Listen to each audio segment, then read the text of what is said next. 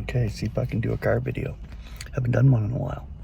But as you can see, that hail damage brought that crack right up on that side there.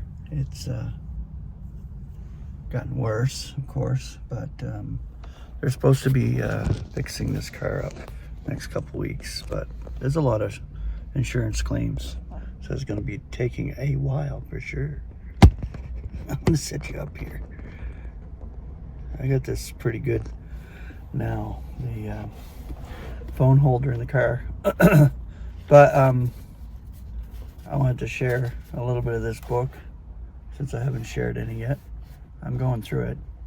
It's so great because all the unsearchable riches, individual writings of A. Enoch are put together in this one book, which makes it so nice. I'm just thankful I have it, and I'm able to just marvel at the writing, because I do. I marvel at the writing, and it's beautiful.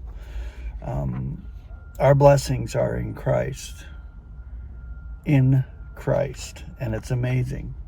And they're celestial. They're not terrestrial. We're not looking forward to the 1,000 years there on the earth like Israel is. Christ himself is anointed, which is the title.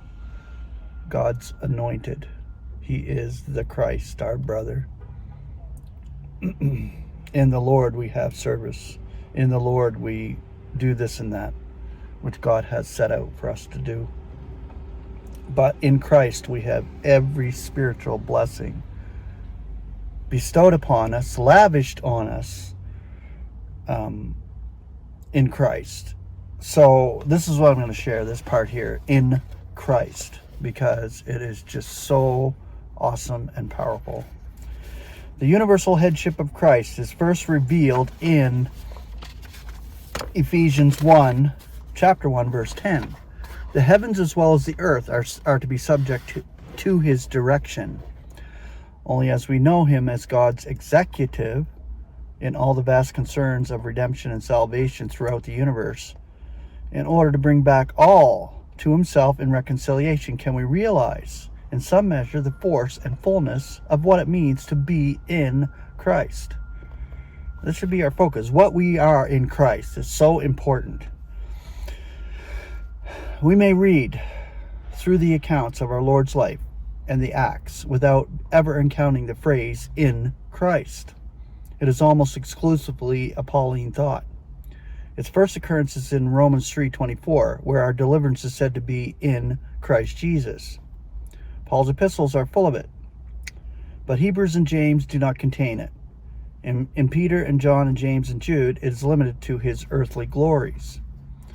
All that is ours by grace is in Christ. Indeed, we may say that by grace all is ours in him, even though the blessings are confined to realms celestial.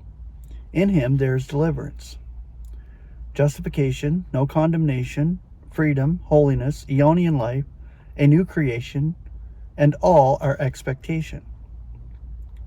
It is only as we become acquainted with his worth and high deserts that we can grasp what God has given us. For it is to be lavished upon us, not according to what we are in ourselves, but in harmony with our place in Christ. It is a false humility which denies our right to such high deserts, or seeks to sully the splendor of such grace by intruding some merit of our own. This is overwhelmingly true of our spiritual celestial honors, which would be altogether beyond our reach, even if we were as innocent as Adam before he sinned, or as righteous as Daniel, who will not attain to them. There is service and reward, but this is in the Lord, not in Christ. The lordship of Christ is a truth sorely needed by the saints, for there is much service which does not recognize him as the only one, who has the wisdom and the right to direct the activities of those who are his slaves. He alone will reward those who please him, and that which is done without his direction and authority is worse than wasted. But there is a still sorer need to distinguish his lordship and our slavery and its rewards from our place in him as the anointed, in whom we are free, and are objects of undiluted, unmerited, overwhelming grace. This distinction is intensely practical. In Christ, all differences vanish, for they would limit the outflow of grace. There's no circumcision or uncircumcision, no male, no female, no slave or free man. The Jew can claim no precedence over the Gentile in this secret economy. A man has no more in Christ than a woman. A slave is as free and as rich as his master. But this is not true in the Lord. This is not the basis of conduct. The slave must obey his master in the Lord. The wife should be subject to her husband in the Lord.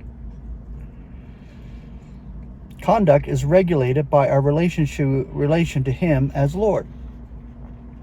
But this does not affect our position in Christ.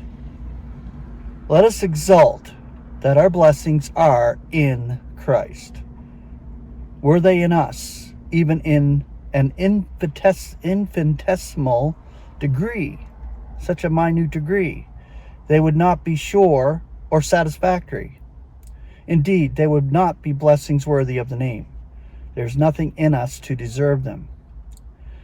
We have not the power to preserve them.